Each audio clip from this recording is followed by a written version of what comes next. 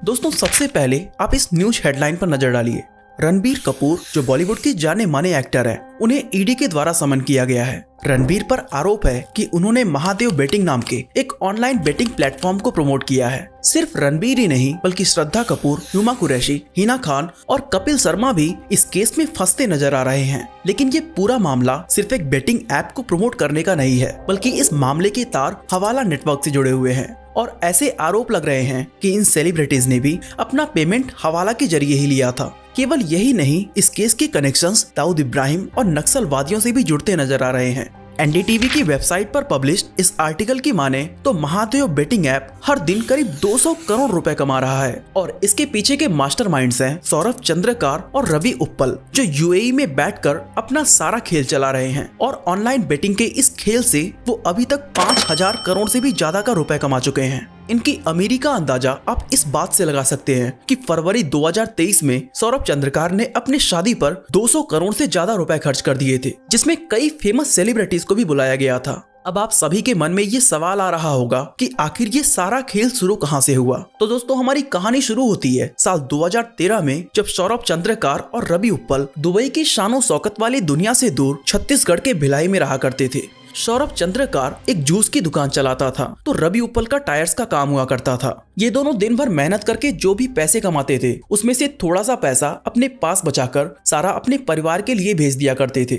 लेकिन फिर एक दिन इन्हें बैटिंग का शौक लग जाता है और ये अपने पैसों को सट्टे में उड़ाने लगते हैं। बात करें सौरभ चंद्रकार की तो उसने 10 से 15 लाख रुपए सट्टे में गंवा दिए थे और रवि उप्पल के साथ भी कुछ ऐसा ही हुआ था। भारी लॉसेस झेलने के बाद ये दोनों लोग अच्छे से समझ चुके थे कि इस बैटिंग की दुनिया में सट्टा खेलने वाला नहीं बल्कि खिलाने वाला ही कमाई करता है और इसीलिए ये दोनों अपनी दुकानों पर ताला लगाकर बुकी बनने निकल पड़ते हैं। पर यहाँ प्रॉब्लम ये थी कि भारत में बैटिंग इलीगल होने के कारण उनका खेल कभी भी खत्म हो सकता था। सौरभ और रवि इसका तोड़ निकालकर दुबई पहुंच जाते हैं, जहां ना तो बैटिंग पर कोई बैन है और जहां बैठकर वो ग्लोबल लेवल पर अपने बैटिंग नेटवर्क को चला सकते थे। ये दोनों अपना शैतानी दिमाग दौड़ाते हैं और साल 2016-17 में अपने महादेव बुक ऐप को लॉन्च कर देते हैं। दोस्तों पहली बार इस ऐप का नाम सुनकर किसी को भी यही लगेगा कि शायद ये कोई रिलीजियस ऐप है, लेकिन सच्चाई इससे बिल्कुल अलग थी। एक्चुअली ये एक बैटिंग प्लेटफॉर्म है जिस पर लोग महज 500 रुपए से भी बैटिंग शुरू कर सकते हैं। इस ऐप पर लोग अलग अलग गैम्बलिंग गेम्स खेल सकते हैं और क्रिकेट, फुटबॉल जैसे डिफरेंट स्पोर्ट्स पर बैटिंग भी कर सकते हैं।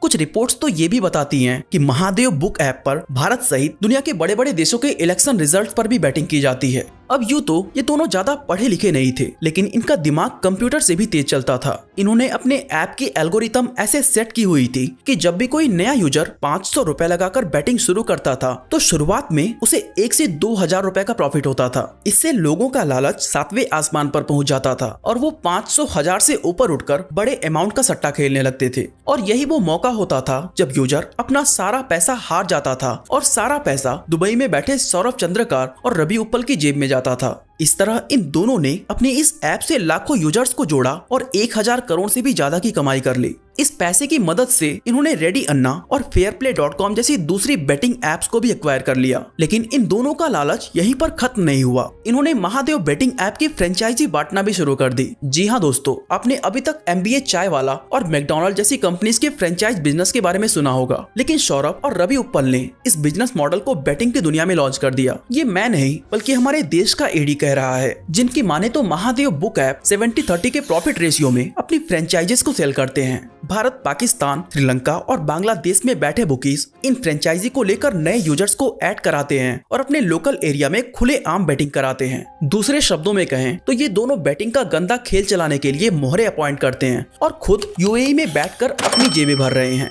इन लोकल बुकीज को मैनेज करने के लिए भी इन्होंने ऊपर लोग लगाए हुए थे और इनके ऊपर भी कई लोग बैठे हुए थे। मतलब ये सिस्टम इतना गहरा बन चुका था कि अगर कोई बुकी पकड़ा भी जाता है तो पुलिस और इन्वेस्टिगेशन एजेंसीज उन दोनों तक कभी पहुंच ही नहीं सकती थी। ये सब सुनने के बाद अब आप ये सोच रहे होंगे कि आखिर इतने हजारों करोड़ की पेमेंट इन तक पहुंचती कैसे थी। तो दोस्तों चलिए अब इस महादेव बेटिंग ऐप के पेमेंट सिस्टम को समझते हैं। यहाँ होता कुछ यूँ था कि जब भी कोई नया यूजर इनके ऐप पर अपनी आईडी बनाता था तो उसे एक व्हाट्सएप नंबर के जरिए एक बैंक अकाउंट की डिटेल्स भेजी जाती थी। अब मान लीजिए कि वो यूजर उस बैंक अकाउंट में 500 रुपए जमा करता है तो उसके ऐप में 500 रुपए की कीमत के पॉइंट्स को ऐड कर दिए जाते थे, जिससे अब वो ऑनलाइन बैटिंग कर सकता था। अब वैसे तो बहुत ही कम लोग इस ऐप से पैसे कमा पा रहे थे, लेकिन अगर किसी को विड्रॉ कराना हो तो उसे एक दूसरे व्हाट्सएप नंबर के जरिए इसकी इंफॉर्मेशन देनी होती थी। ये सब सुनने के बाद आप सोच रहे होंगे कि अगर सारी पेमेंट्स बैंक अकाउंट्स के जरिए ही हो रही थी तो आखिर पुलिस और इन्वेस्टिगेशन एजेंसीज इस रैकेट को पकड़ क्यों नहीं पाई।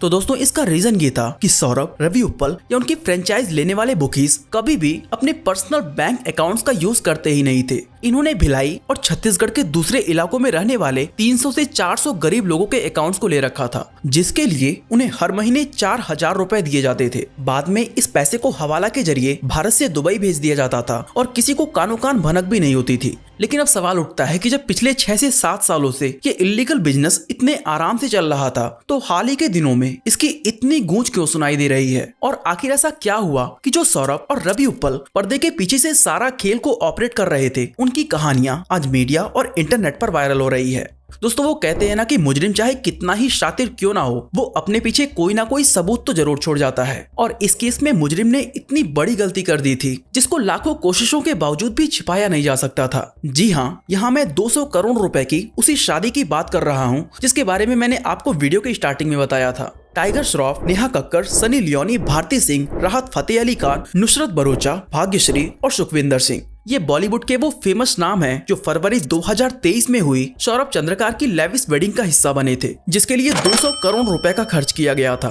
अब अंबानी अदानी के परिवार की वेडिंग होती तो कोई हजम भी कर सकता था, लेकिन एक जूस बेचने वाला जो समाज की नजरों में नौकरी की तलाश में दुबई गया था, उसके पास इतना पैसा कहां से आया? आपको बता दूं कि सौरभ चंद्रकार ने यूएई के छठे सबसे बड़े शहर रस अल खाइमा में शादी की है। इसके लिए R1 इवेंट्स प्राइवेट लिमिटेड नाम की एक इवेंट मैनेजमेंट कंपनी को हवाला के जरिए 112 करोड़ रुपए की पेमेंट की गई थी। साथ ही शादी के लिए जो भी होटल बुक किया गया था उसका खर्च भी 42 करोड़ रुपए बताया जा रहा है। वेडिंग प्लानर्स, डेकोरेटर्स और डांसर्स को मुंबई से बुलाया गया, जिनके रहने, खाने और ट्रैवल का सारा खर्च भी सौरभ चंद्रकार ने ही उठाया था। सौरभ ने नागपुर में रहने वाले अपने फैमिली मेंबर्स को दुबई लाने के लिए प्राइवेट जेट्स भेजे थे, जिनका खर्चा आप खुद ही समझ सकते हो। इनमें से हर एक इंसान का पेमेंट हवाला के जरिए ही किया गया और यही वो कारण था जिसने ईडी का ध्यान अपनी ओर खींचा।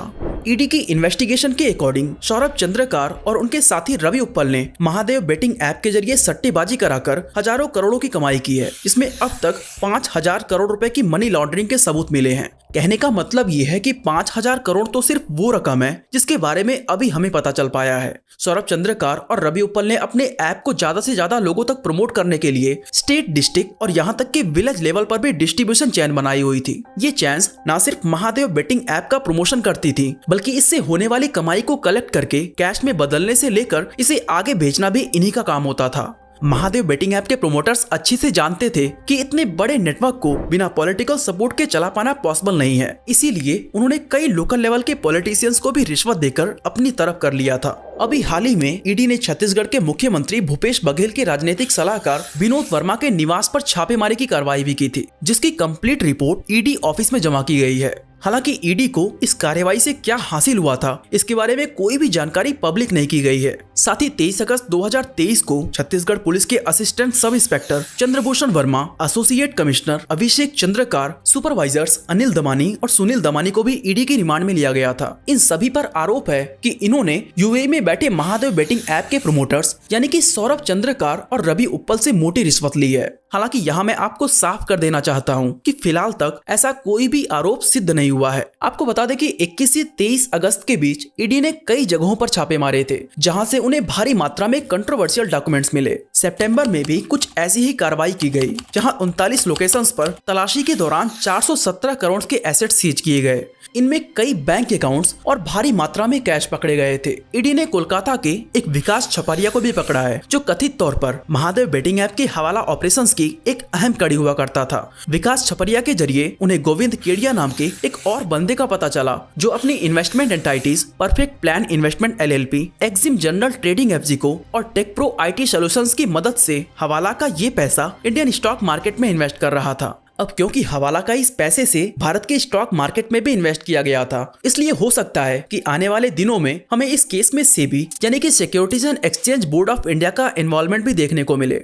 महादेव बेटिंग ऐप के इस कंप्लीट केस में हमें अंडरवर्ल्ड डॉन और भारत के मोस्ट वांटेड टेररिस्ट में से एक दाऊद इब्राहिम की एंट्री होती हुई भी नजर आई है। इस बात का पता हमें उस समय चलता है जब गैंगस्टर लॉरेंस बिश्नोई ने वसूली के लिए सौरभ चंद्रकार को कॉल किया था और सामने से ये कहा गया कि उनके कनेक्शंस दाऊद इब्राहिम के साथ हैं। ईडी की तलाश में भी कुछ ऐसी ही बातें सामने आई हैं। दोस्तों, छत्तीसगढ़ के कई इलाके ऐसे हैं जहां नक्सलवाद की जड़ें बहुत ही ज्यादा मजबूत हैं। ऐसे में ये कयास भी लगाए जा रहे हैं कि हवाले की इस पैसे से कहीं ना कहीं नक्सलवादियों की भी मदद की जा रही है।